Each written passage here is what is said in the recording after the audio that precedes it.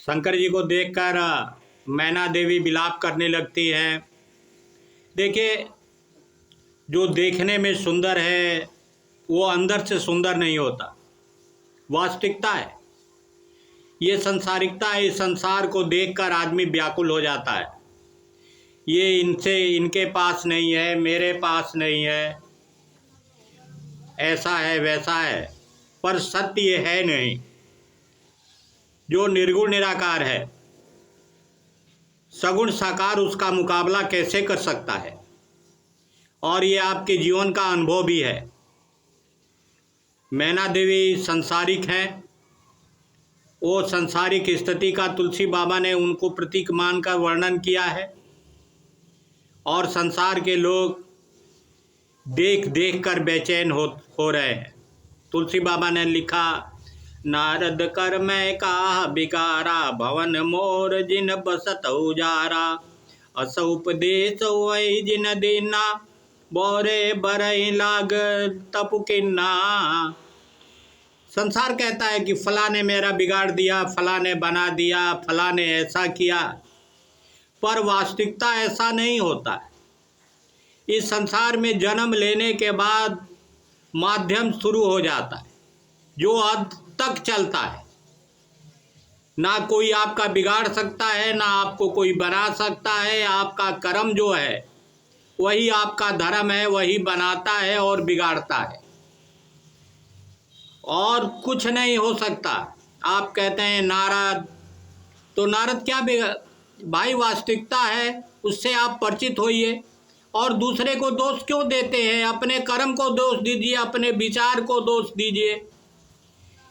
अब आप शरीर से गलत नहीं कर रहे हैं और विचार से ही गलत कर रहे हैं, तो वो भी आप ही को भोगना है। अब देखिए संसारिकता क्या है। मैना देवी कह रही, नारद जी के सोचा उनके मोह न माया, उदासीन धनु धाम न जाया, पर अगर गालक लाज न बीरा, बाज के जाने पर सौ के पीरा। मैना कह रही है, ये बात समझाना चाह रही है कि जिस आदमी की शादी नहीं आई, वो जिसने कुछ देखा नहीं, वो आदमी स्त्री कैसे रख सकता है। देखिए आपके जीवन में और संसारिकता में कितना अंतर है।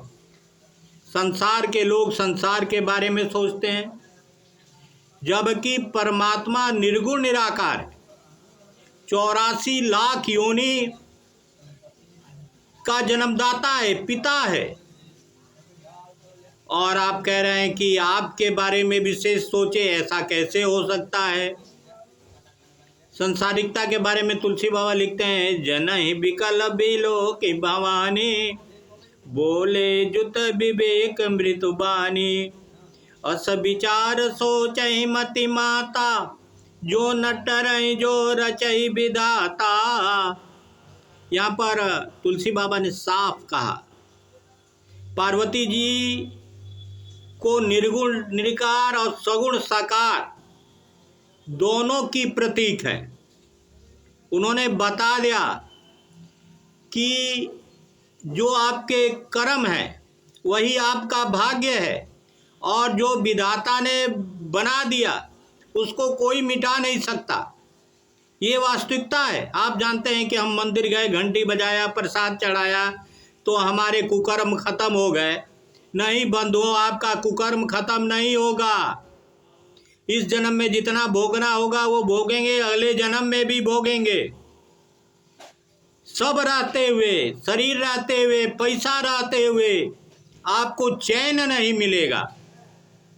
कर्म लिखा जो बाहुर नाऊ, तो कत दोष लगायूं। पार्वती माता कहती कि दोष क्यों लगाती हो दूसरे पर? अपने को सोचो, अपने को दोष लगाओ, दूसरा आपका क्या कर लेगा। जान ले मात कलंग, करुणा परिहरु अवसर नहीं, दुख सुख जो लिखा लीलारी, हमरे जाब जा पाऊ बताई।